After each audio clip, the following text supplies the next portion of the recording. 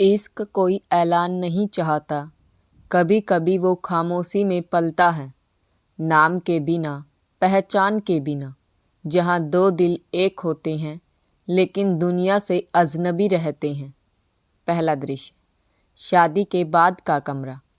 हल्की रोशनी, दीवारों पर थरथराती मोमबत्तियाँ और फर्श पर बिखरी गुलाब की पंखुड़ियाँ। लाल जोड़े में लिपटी एक नवविवाहिता लड़की पलंग के कोने से सिमटी बैठी थी। उसके हाथ कांप रहे थे, सांसें अस्थिर थीं।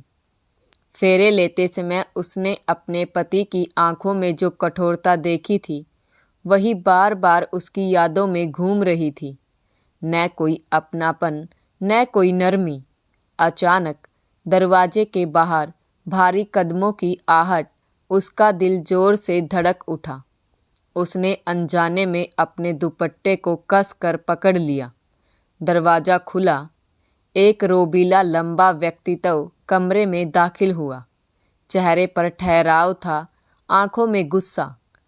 उसने अपना सेहरा उतारा और एक तरफ रख दिया। भारी आवाज़ गूंजी, शादी हो चुकी है, अब तुम हमारी जिम्मेदारी हो। लेकिन याद रखना, इस रिश्ते की शुरुआत तुमने जिस तरह की है वो हमें कभी नहीं भूलने देगी। लड़की ने सिर झुका लिया। वो आगे बढ़ा, कुछ पल उसे देखता रहा, फिर अचानक उसका घूंघट हटा दिया। सामने बेहद शांत, मासूम लेकिन असाधारण रूप से सुंदर चेहरा था। एक पल के लिए उसकी सख्त निगाहें ठिठक गई। मन ही मन वो बुदबुदाया, इतनी सादगी, इतनी खूबसूरती। ये लड़की मेरी जिंदगी में क्या तूफान लाने वाली है। अगले ही पल उसने खुद को संभाला। चेहरे पर फिर वही सख्ती लौटी और बिना कुछ कहे कमरे से बाहर चला गया। दरवाज़ा बंद होते ही लड़की की आंखों से आंसू बह निकले।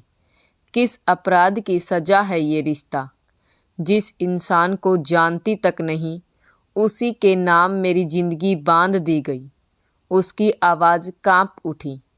और ये सच कि पूरे राज्य का सबसे ताकतवर आदमी मेरा पति है, लेकिन मैं उसकी पहचान नहीं, उसका राज हूँ। कमरे की खिड़की के पास खड़ी वो लड़की बाहर अंधेरे को देख रही थी। अचानक पीछे से उसकी कलाई थाम ली गई। वो चौंक गई। डरो मत, उसकी आवाज़ अब गुस्से से ज़्यादा थकी हुई थी। वो उसे दीवार के सहारे खड़ा कर सामने आया।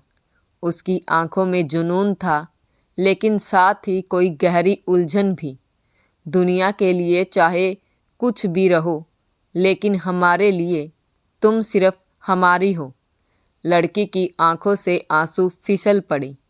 अगर नफरत करते हैं आप हमसे, तो फिर ये अधिकार क्यों? उसने टूटी आवाज़ में पूछा। वो पल भर चुप रहा, फिर धीमे स्वर में बोला, नफरत नहीं, डर है।